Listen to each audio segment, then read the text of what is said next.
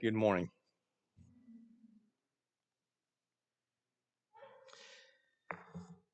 Great to see Reed Gerchik back from South Carolina. Grew to love Reed in the couple of years that he was here, 2 or 3. What seems so short, but probably longer than I think. But he's been gone a while now.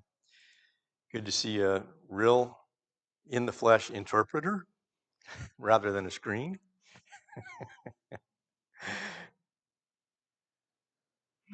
And good to see so many of you who are visiting with us. Thank you for coming our way. Appreciate your interest in spiritual things. I want to present a couple of sermons on Jesus' masterpiece sermon in Luke chapter 6. So my sermons on his sermon will be today and next Lord's Day. This sermon is often called the Sermon on the Plain, and there are those who believe that it is essentially another representation of what we call the Sermon on the Mount, where we read about that in Matthew 5 through 7. My personal opinion is that these are two different sermons, just different enough to be viewed as two separate sermons. Any seasoned preacher will present shades of similar thoughts in multiple places, thoughts that are not identical but largely parallel. And I have a pretty strong feeling that what Caleb and Reagan are preaching this morning will eventually find this pulpit in largely parallel format. So I believe Jesus went from place to place to place, preaching largely the same thoughts, in some cases slightly repackaged or presented in various different versions. And what he says right off the bat pertains to an invitation to happiness. His very first words are, "Blessed are you." And they are reflective of those Beatitudes at the beginning of the Sermon on the Mount. Matthew 5, 3 through 12. Blessed, blessed, blessed. You have these 8 Beatitudes there. Here you have blessings and woes intermingled. What is the key to happiness? Everyone wants to be happy. And we have written into our national consciousness life, liberty, and the pursuit of happiness. Commercials and politicians would give us reasons to make ourselves miserable without the formula that only they can provide. So you have to buy the product or you have to vote for this politician, and then you get the formula that brings happiness. And we are subjected to a blizzard of false promises and utopia. But Jesus spells out the key to happiness in 725 words, at least according to the English Standard Version of this sermon. And it opens up on a note of blessedness, an occasion for great joy. Blessed are you. And the word for blessed signifying how happy you are, how fortunate you are, how privileged you are. It's essentially a congratulation because of God's great blessings that are showered upon you. And there's no question that people were following Jesus around in order to find inklings of that happiness. He goes from town to town, village to village, preaching the good news of the kingdom of God. In fact, when people wanted him to stay longer in one place and would have kept him from leaving them, his response in Luke 4:43 is, I must preach the good news of the kingdom of God to other towns as well, for I was sent for this purpose. The good news of the kingdom, or the gospel of the kingdom. Good news being in the heart of it. And the whole background to this sermon is that people came to Jesus to hear what he had to say, the good news that he had to preach, and to witness his healing power. If you'll read with me verses 17 through 19 that serve as kind of an entree to the sermon. He came down with them and stood on a level place with a great crowd of his disciples and a great multitude of people from all Judea and Jerusalem and the seacoast of Tyre and Sidon, who came to hear him and to be healed of their diseases. And those who were troubled with unclean spirits were cured. And all the crowd sought to touch him, for power came out from him and healed them all. Great things were happening. Jesus became extremely popular. And he came down with his disciples, his apostles, and stood on a level place. This is the Sermon on the Plain as opposed to the Sermon on the Mount, with a great crowd of his disciples and a great multitude of people from the fringes of Palestine and even beyond Palestine, Tyre and Sidon, which would be Phoenicia. People were coming from distant places, a great multitude of people, plus a great multitude of his disciples. That would be two great multitudes converging, crowds of people. And they were there for two reasons. Verse 18. They were there to hear what he had to say, and they were there to experience his healing power. Those are two reasons why people continue to seek Jesus this day: to hear what he has to say, to hear his words, and to experience his healing power. There's good news in that, and there's healing in that. And when he opens up his mouth, it's an invitation to experience kingdom life.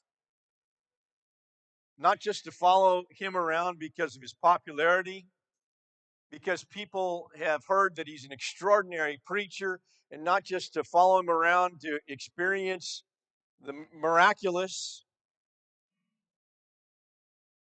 but to experience kingdom life. And the very opening part of this has to do with happiness. And as Jesus spells out how to find happiness, he gives a very different answer than what you hear in the commercials and from the politicians. The picture here of kingdom life is not exhaustive, but it is transformational. And it is radical. Jesus focuses on happiness about different things than the world is fixated on in the pursuit of happiness. And so he challenges us to prioritize a completely different value system. And at the heart of that value system is the kingdom that he himself has come to inaugurate. On another occasion, he tells his disciples and the crowds, fear not, little flock, for it is your Father's good pleasure to give you the kingdom. Take away everything else, but if you've got the kingdom, you are wealthy indeed.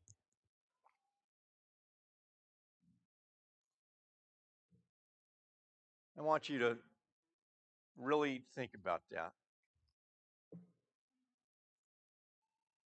And I want you to think about it in light of this next statement. The best thing that we have to offer those around us is the kingdom of Jesus. And the way to earn the right to speak to them about it is to show the kingdom in the lives that we live, to demonstrate the kingdom in our words, our deeds, our generosity, our joy, our prayers, our faith. We are called out to be different from the world. We are not called to be exactly like the world. And unlike the peddlers pushing products in the commercials, and unlike the politicians selling a dream, there are no false promises here. We have something better to offer because we have someone better to follow.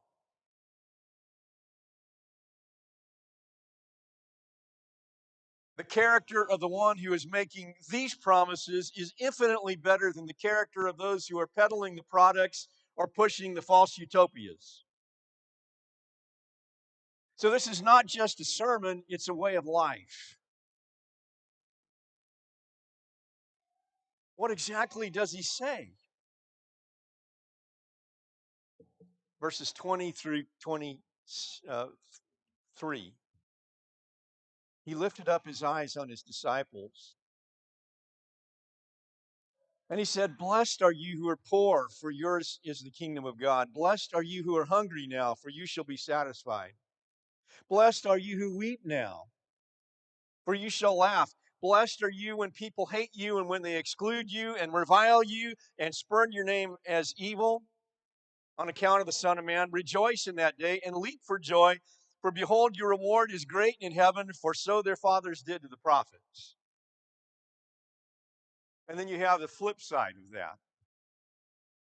"But woe to you who are rich, for you have received your consolation. Woe to you who are full now, for you shall be hungry. Woe to you who laugh now, for you shall mourn and weep. Woe to you when all people speak well of you, for so their fathers did to the prophets." Imagine someone presenting to you two lists. On one of those two lists, do you want to be poor, hungry, sad, and hated? Or do you want to be rich, well fed, happy, and popular? Oh, that's a no brainer. I want to be poor. I want to be hungry. I want to be sad. I want to be hated.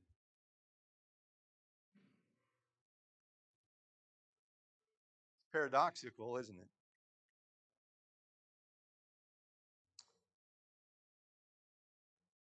How do you make sense of that? Can assets be liabilities and liabilities be assets in the bigger scheme of things?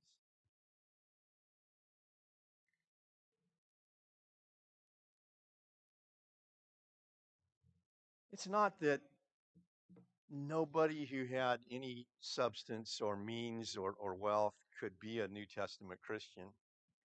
When you look at Barnabas and Lydia, maybe Theophilus, possibly a few others like Gaius and Erastus, a few others that I can mention by name, probably had some means, and yet they managed to be Christians. On the other hand, Paul reminds us in 1 Corinthians 1 and verse 26 that not many of you are wise according to the wisdom of this world. Not many are of noble birth. Christians were not necessarily the elites of that day and age. And the problem with worldly abundance is that poverty reminds us that we are dependent creatures.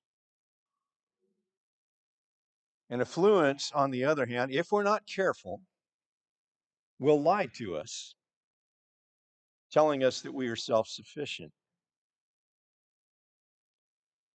In Luke 18, we read of a rich young ruler who comes to Jesus to find out what he must do to inherit eternal life, and Jesus tells him. And in this particular case, Jesus, the great physician, prescribes what the author of our Sunday morning class book calls extraordinary intervention. I like that term. Jesus doesn't prescribe extraordinary intervention of this kind to just anybody.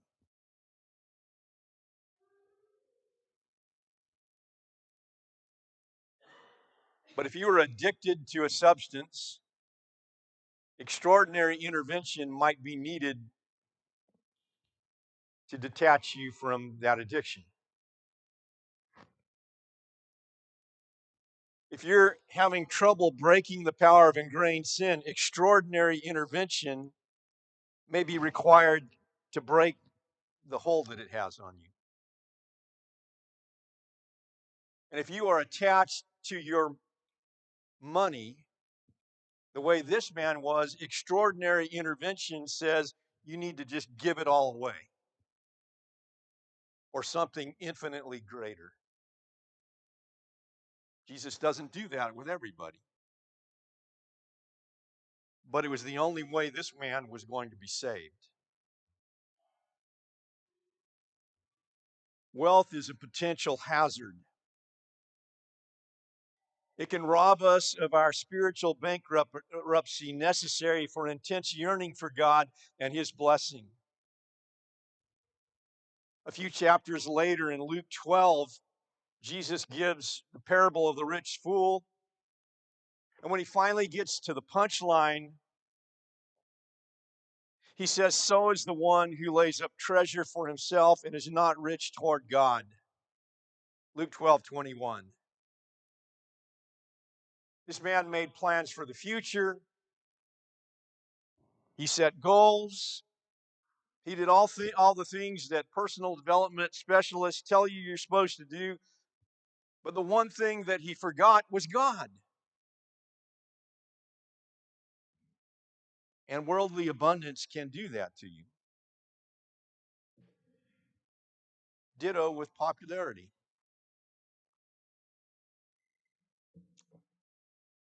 The one big problem I see in so many entertainers, musicians, and even athletes in the major sports these days, and I want to be careful about this because I think there are exceptions, but in so many cases, they make a deal with the devil.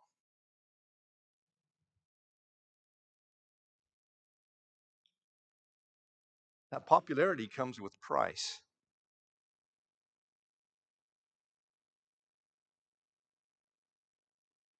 And they are tempted heavily in order to hang on to that to pursue a policy of appeasement with this world. Christians do not pursue a policy of appeasement, we pursue a policy of truth. And when we do so, popularity often goes out the window.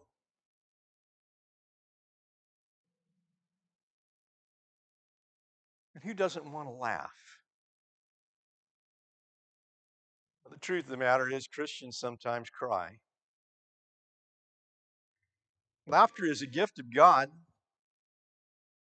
A joyful heart is a good medicine, but a broken spirit dries up the bones. So says Proverbs 17:22. God created us to laugh, to enjoy the abundance of our blessings. But life is not a big party. In this broken world, we have to face the darkness of life as well, including the consequences of our sin. And when we do, we're going to cry.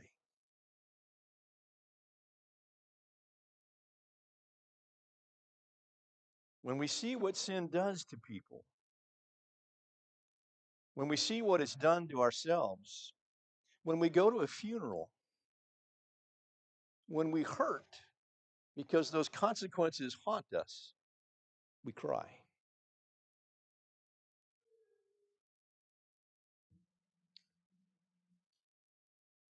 Jesus says in Matthew 16:26, "For what will a man be profited if he gains the whole world and forfeits his soul? Or what will a man give in exchange for his own soul?" Or as Jim Elliot has said, "He is no fool who gives what he cannot keep to gain what he cannot lose."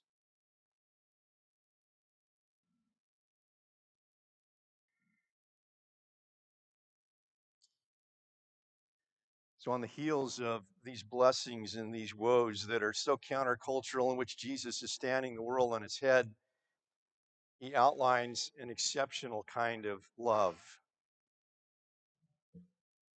beginning with verse 27. But I say to you who hear, love your enemies, do good, and to those who hate you, bless those who curse you, pray for those who abuse you. To one who strikes you on the cheek, offer the other also. And from one who takes away your cloak, do not withhold your tunic either. Give to everyone who begs from you, and from one who takes away your goods, do not demand them back. And as you wish that others would do to you, so do to them. Love your enemies? It's conventional human wisdom that you like the people you're supposed to like and you hate the people that you're supposed to hate. But you see, the Jews had kind of a etched in their national consciousness this idea of loving your neighbor as yourself. But even that passage taken from the Old Testament, Leviticus 19, verse 18, said in its entirety, you shall not take vengeance or bear a grudge against the sons of your own people, but you shall love your neighbor as yourself. I am the Lord.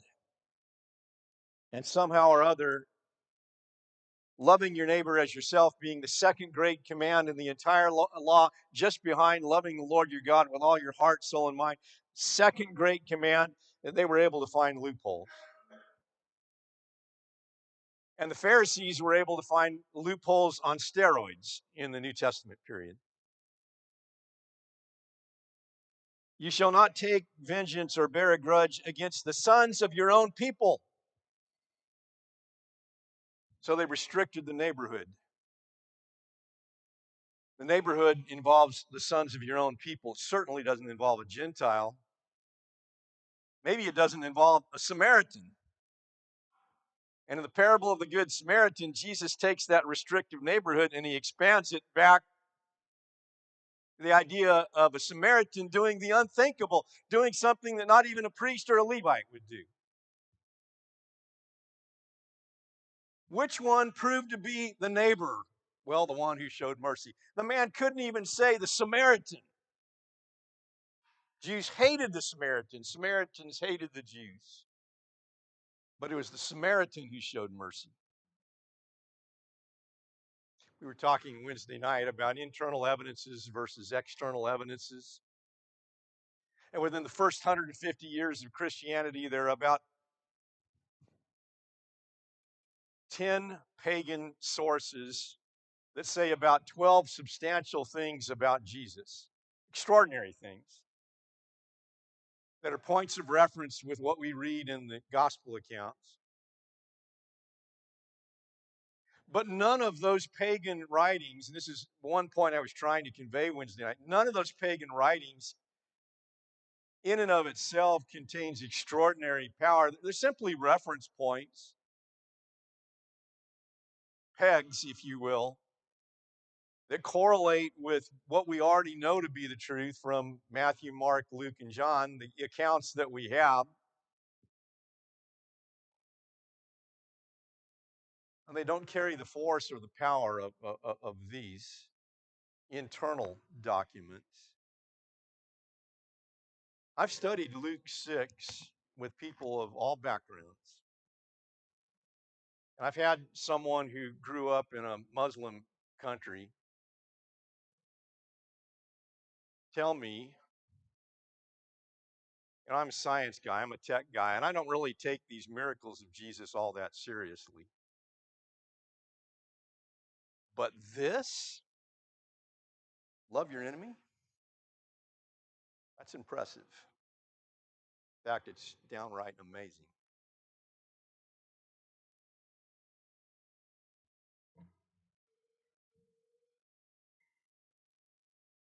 And we're talking a love that is not defined by the identity, attractiveness, or merit of the recipient.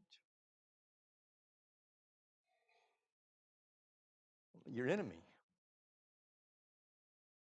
the one who has hated you, reviled you, insulted you, excluded you. But why does God love us? Is it because we were so lovely? So worthy of that kind of love? We have whopper blemishes. And this love is not blind. It recognizes the faults of the recipient.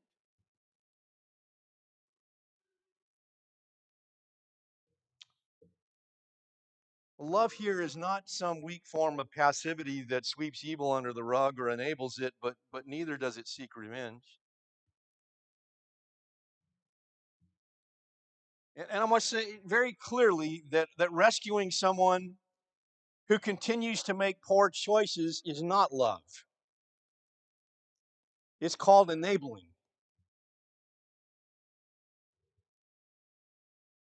And we need to stop and refuse to be a safety net so the other person can stop living in denial and finally own up to his or her personal responsibility.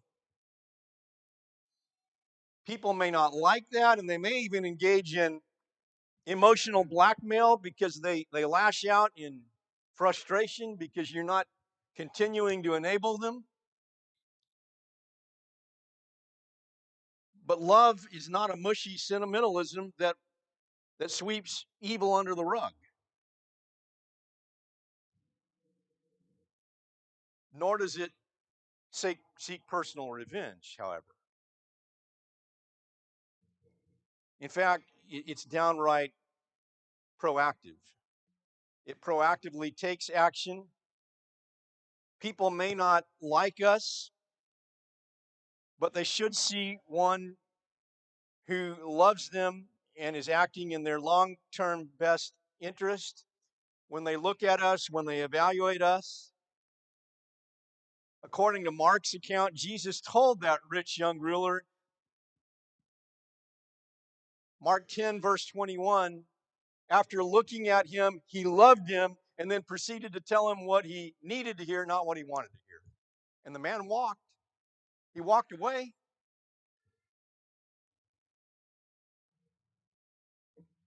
The man who was intensely interested in Jesus' answer to this question, a few minutes later walks away. And people will do that if we love them enough. But this exceptional sort of love ultimately leads us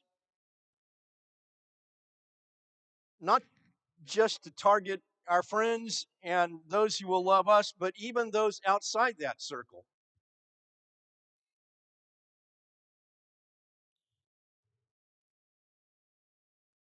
And verse 31 is kind of a pivotal verse that ties the preceding paragraph with the subsequent paragraph. Verse 31, as you wish that others would do to you, so do to them. It's the do unto others passage, golden rule, a verse that is often hijacked and misapplied.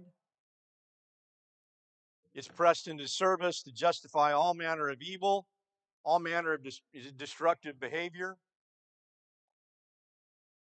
This verse does not mean that if a person in a destructive cycle justifies physician-assisted suicide, that we should as well, or justifies a gambling habit, that we should as well, or justifies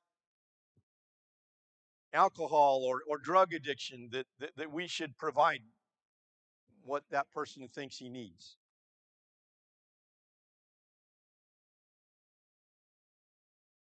Or that you're unloving if you don't agree with that sex change surgery or that gay marriage. Those are total misapplications of this verse.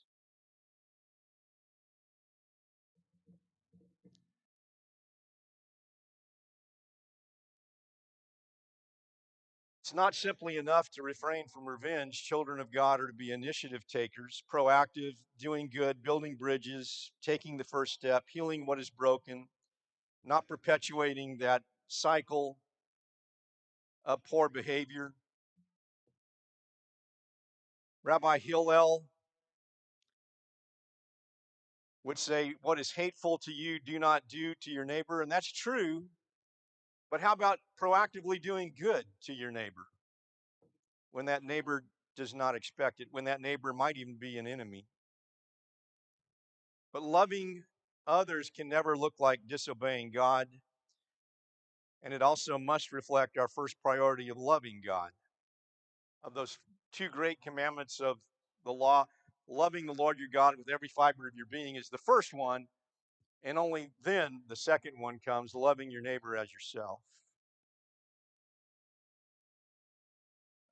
I would never tell you that this is easy. In fact, I would even suggest to you that we all need a little bit of supernatural help to be able to keep this one.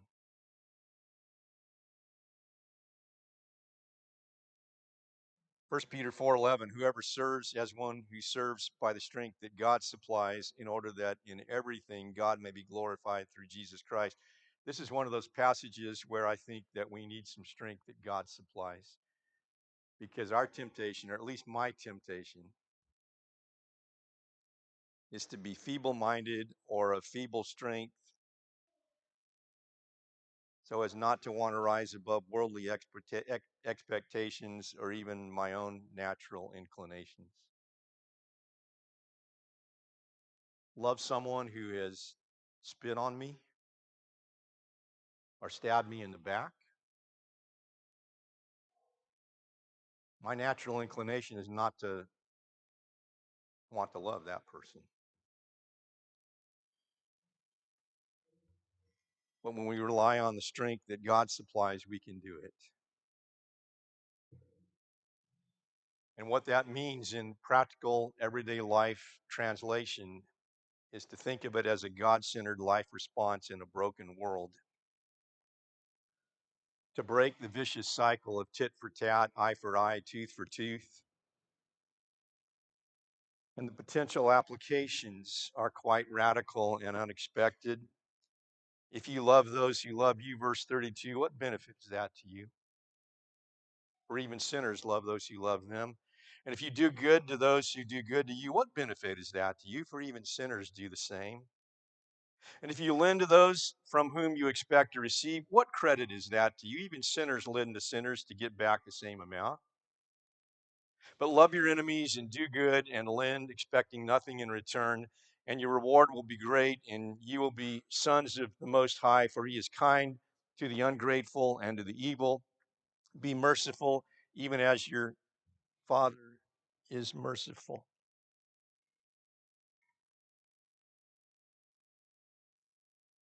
We have a very high benchmark here.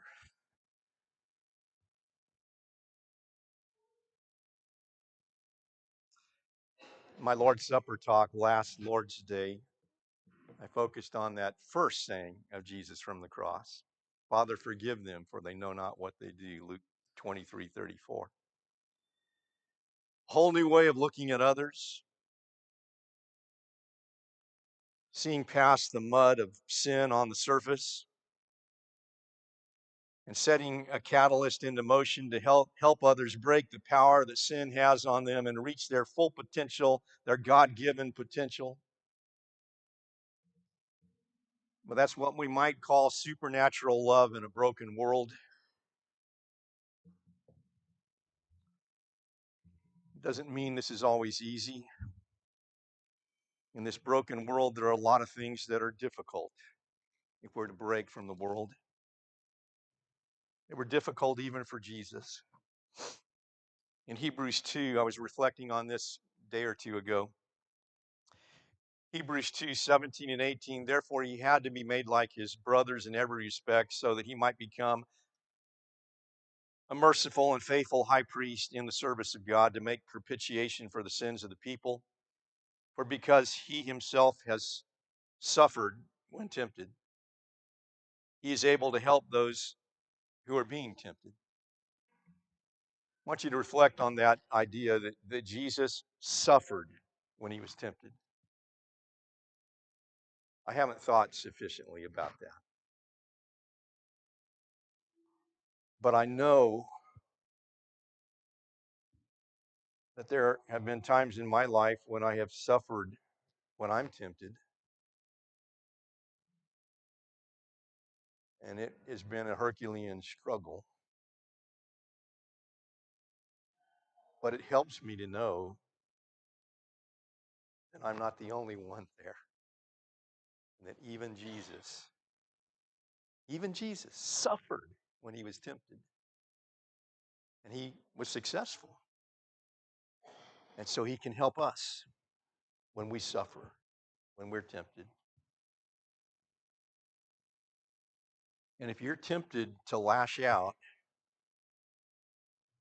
to give an in-kind response to someone who has abused you,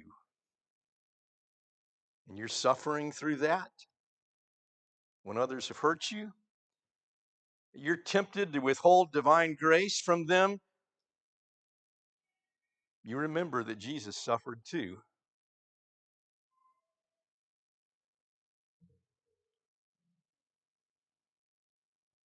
And you remember how rich in divine resources and not worldly ones have been conferred upon you, so that you might be devoted to blessing others, including those who would never expect us to do good to them. Treating others as we would want to be treated if the roles were reversed. We have received divine help. We have received Jesus' help. Our cup overflows so that we might be a blessing and not a curse in moments like that. All of which is a reflection of the love and mercy which God has so graciously conferred upon us when we did not deserve it. Now we who are the recipients of such great blessings become benefactors of that mercy. We take that mercy so that we can pass it on to others who are equally in need.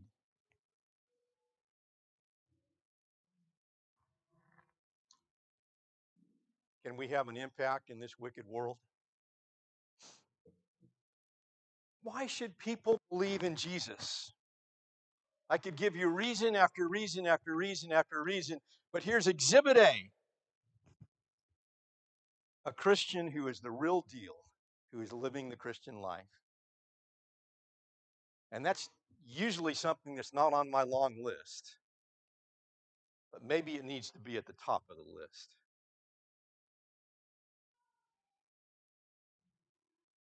And in 725 words, Jesus unleashes a new power in this world so that we can reflect on how much God blesses us, equips us, and empowers us so that we can in turn go out and change the world. What if we're hated, excluded, and reviled? And what if we're poor and lacking in worldly resources? And what if on top of that, we are targeted by enemies, excluded, reviled,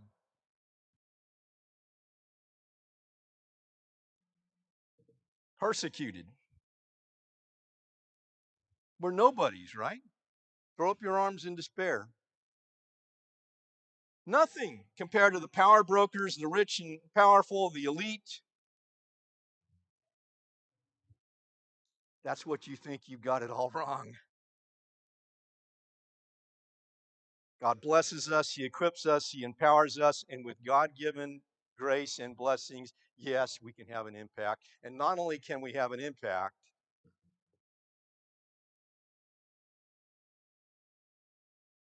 when we see the world's blessings as liabilities and the world's liabilities as blessings, and we take God's blessings and put them into the mix, we can go out and we can have a huge impact, change other people's lives like crazy. I'd like to close on this quote. Dietrich Bonhoeffer, a good German.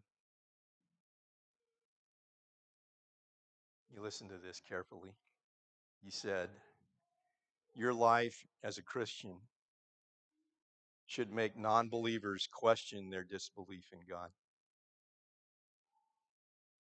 Now, there's something to think about. You ready to take up the challenge? It's not just a sermon, it's a way of life. You ready to begin? Confess Jesus. Be baptized into Jesus. Faith, hope, and love. Embrace this with everything in you. And then start living this life. And what a difference your life will become until you cross the finish line, until you see that life which is life indeed. You ready to start? Let's sing a song of invitation to just give you that extra nudge right now.